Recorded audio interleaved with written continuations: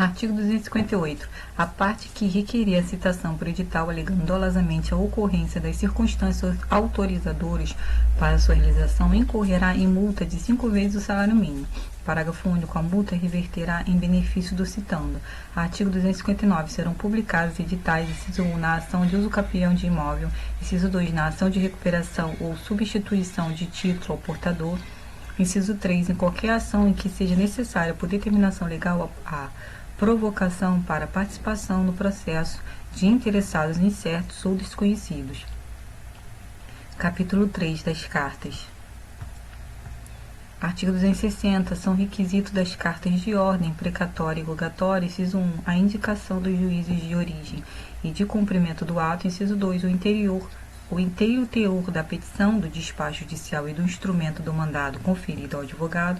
Inciso 3, a menção do ato processual que lhe constitui objeto. Inciso 4, o encerramento com a assinatura do juiz. Parágrafo 1º. O juiz mandará transladar para a carta quaisquer outras peças, bem como instruí-la com mapa, desenho gráfico, sempre que esses documentos devam ser examinados na diligência pelas partes, pelos peritos ou pelas testemunhas. Parágrafo 2º. Quando o objeto da carta for exame pericial sobre o documento, este será remetido em original, ficando nos autos de reprodução fotográfica. Parágrafo 3º. A carta arbitral atenderá, no que couber, aos requisitos a que se refere o caput e será instruída com a convenção de arbitragem e com as provas da nomeação do árbitro e de sua aceitação da função. Artigo 261. Em todas as cartas, o juiz fixará o prazo para cumprimento, atendendo à facilidade das comunicações e à natureza da diligência. Parágrafo 1º. As partes deverão ser intimadas por juiz do ato de expedição da carta.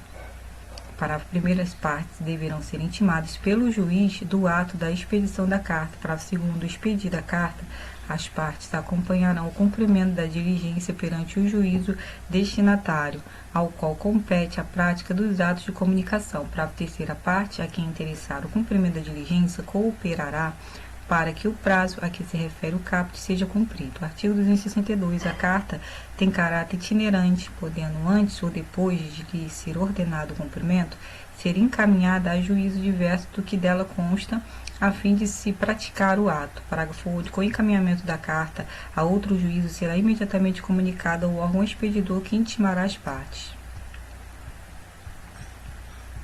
Artigo 263. As cartas deverão preferencialmente ser expedidas por meio eletrônico, caso em que a assinatura do juiz deverá ser eletrônica na forma da lei.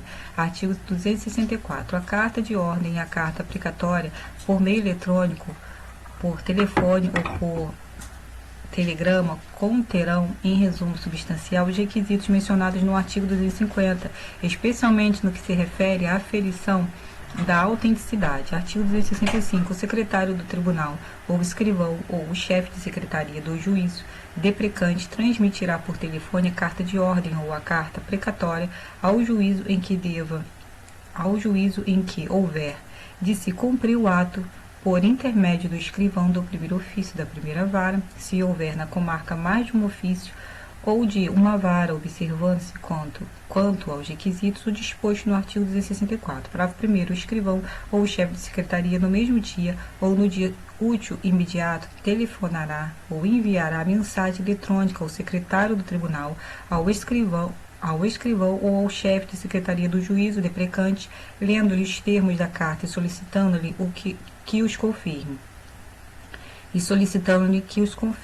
Parágrafo 2º. Sendo confirmado, o escrivão ou o chefe de secretaria submeterá a carta a despacho.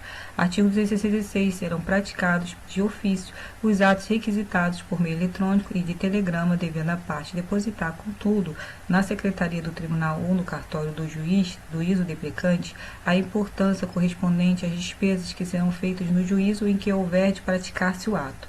Artigo 267. O juiz recusará o cumprimento à carta precatória ou arbitral, devolvendo-a com decisão motivada quando, inciso 1, a carta não estiver revestida de requisitos legais, inciso 2, faltar ao juiz competência em razão da matéria ou da hierarquia, inciso 3, o juiz tiver dúvida acerca de sua autenticidade.